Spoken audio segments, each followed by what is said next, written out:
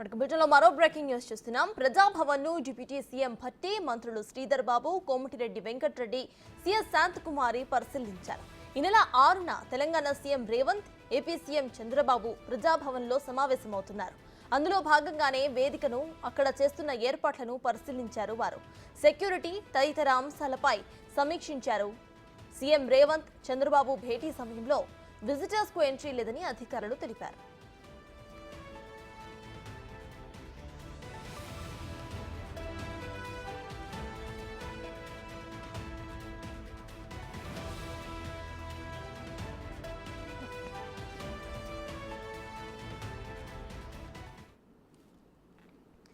ప్రజాభవన్ ను deputy CM Bhatti, మంత్రులు Sridhar Babu, Komatireddy Venkatareddy, CS Shanthakumari వీరందరూ కూడా పరిశీలించారు. ఈ విషయంపై పూర్తి డీటెయిల్స్ మా ప్రతినిధి సైదులు లైవ్ లో అందిస్తారు.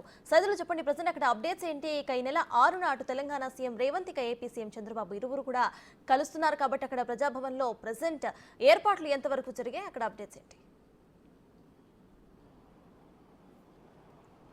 సప్తాది కొద్దిసేపటి క్రితమే ప్రజాభవన్ కి సీఎస్ శాంతికుమారు, అదేవిధంగా మంత్రి కోమటిరెడ్డి వెంకరెడ్డి, మంత్రి దుద్దిల్ల శ్రీధరబాబు, అదేవిధంగా డిప్యూటీ ముఖ్యమంత్రి బట్టి విక్రమార్క ప్రజాభవన్లోనే ఉంటారు కాబట్టి సో ఇక వీళ్ళందరి సమక్షంలోనే ఈ నెల 6వ తారీఖున 2 తెలుగు రాష్ట్రాల ముఖ్యమంత్రులు భేటీ కాబోతున్నారు. సో దానికి సంబంధించిన ఏర్పాట్లన్నింటినీ కూడా సిఎస్ ఆధ్వర్యంలోనే చేయబోతున్నట్టుగా కూడా తెలుస్తుంది మనకి. సో దానికి సంబంధించిన ఏర్పాట్లన్నింటినీ కూడా ప్రజాభవన్లో పరిశీలిస్తున్నారు సిఎస్. సో సూచనలు కూడా ఇటు డిప్యూటీ సీఎం మల్లుబట్టి విక్రమార్క కూడా సిఎస్ సూచనలు చేస్తున్నారు. దాన్ని బట్టి 6వ తారీఖున ఏర్పాట్లు కూడా అధికారులు చేయబోతున్నారు. సో ఇక ప్రజాభవన్కి రెగ్యులర్గా ఇందులోనే డిప్యూటీ ముఖ్యమంత్రి, అదేవిధంగా మంత్రి సీతక్క ఇద్దరు కూడా ప్రజాభవన్లోనే ఉంటున్నారు కాబట్టి వాళ్ళని కలిసేందుకు విజిటర్స్ వస్తున్న నేపథ్యంలో సో 6వ తారీఖు ఎవరిని కూడా విజిటర్స్ని ప్రజాభవన్లోకి వెలో చేయలేమని చెప్పేసి ఇప్పటికే ప్రజాభవన్ నుంచి ఒక నివేదిక విడుదల కాబోతుంది. సో 6వ తారీఖు ఎవరు కూడా ప్రజాభవన్ వద్దకు విజిటర్స్ ఎవరు రావద్దని చెప్పేసి కూడా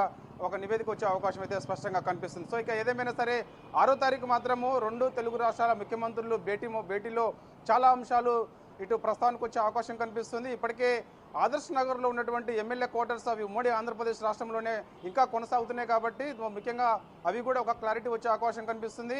ఇంకా R&B అది ఉమ్మడి ఆంధ్రప్రదేశ్లోని R&Bలో ఉన్నటువంటి ఆస్తులు ఏమైతే ఉన్నాయో అవన్నీ కూడా ప్రస్తావనకు వచ్చే అవకాశం కనిపిస్తుంది, క్లారిటీ కూడా వచ్చే అవకాశం కనిపిస్తుంది. దాని ద్వారాగా ఇక ఇరు రాష్ట్ర ముఖ్యమంత్రులు భేటీలో ఇవి ప్రధానంగా చర్చకు వచ్చే అవకాశం కనిపిస్తుంది. వీటితో పాటుగా ముఖ్యంగా నీటిపారుదల, ముఖ్యంగా నీటి రంగానికి సంబంధించి గతంలో కూడా ఉమ్మడి ఆంధ్రప్రదేశ్కి సంబంధించిన ఆస్తుల పంపకంలో నీటికి సంబంధించిన జల వివాదం ఎటువంటి తలెత్తకుండా కూడా ఇటు నీటి పంపకం విషయంలో కూడా తెలంగాణ రాష్ట్రానికి వాటా, అదేవిధంగా ఆంధ్రప్రదేశ్ రావాల్సిన వాటా ఎంతైతే ఉందో అవన్నీ కూడా పరిష్కరించే విధంగా భేటీలో ఈ ప్రధానంగా వచ్చే అవకాశం కనిపిస్తుంది. సో ఇక 2 రాష్ట్రాలు అభివృద్ధిలో ముందుకు కొనసాగాలని, ఒకరిని అభివృద్ధిలో పోటీ పడేందుకు ఈ భేటీ ప్రధానంగా సంతరించుకోబోతుంది.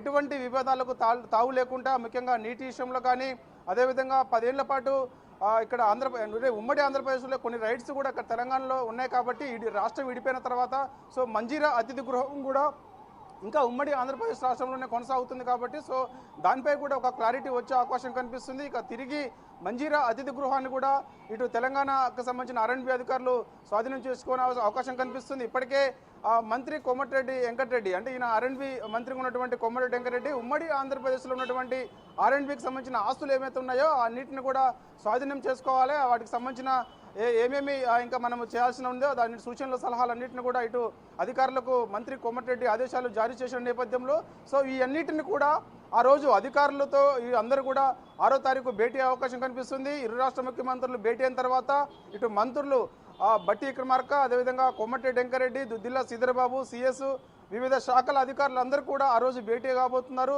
ఏ అంశాలు ఉమ్మడి రాష్ట్రంలోకి సంబంధించిన తెలంగాణ రాష్ట్రంలో ఇంకా కొనసాగుతున్నాయి వాటిపై క్లారిటీ తీసుకునే అవకాశం అయితే కనిపిస్తుంది. సో ఇక దానికి సంబంధించిన ఏర్పాట్లన్నీ కూడా కొద్దిసేపటి క్రితమే ప్రజాభవన్కి సిఎస్ శాంతికుమార్ వచ్చారు కాబట్టి సో ఏర్పాట్లన్నింటినీ కూడా లోపల పరిశీలన చేస్తున్నారు. సో పరిశీలించిన తర్వాత ఇక ఒక క్లారిటీ వస్తుంది. దాన్ని బట్టి వాళ్ళు ఈరోజు లేదా రేపు ఒక ప్రజాభవన్ నుంచి ఒక ప్రెస్ నోట్ విడుదల చేయబోతున్నారు.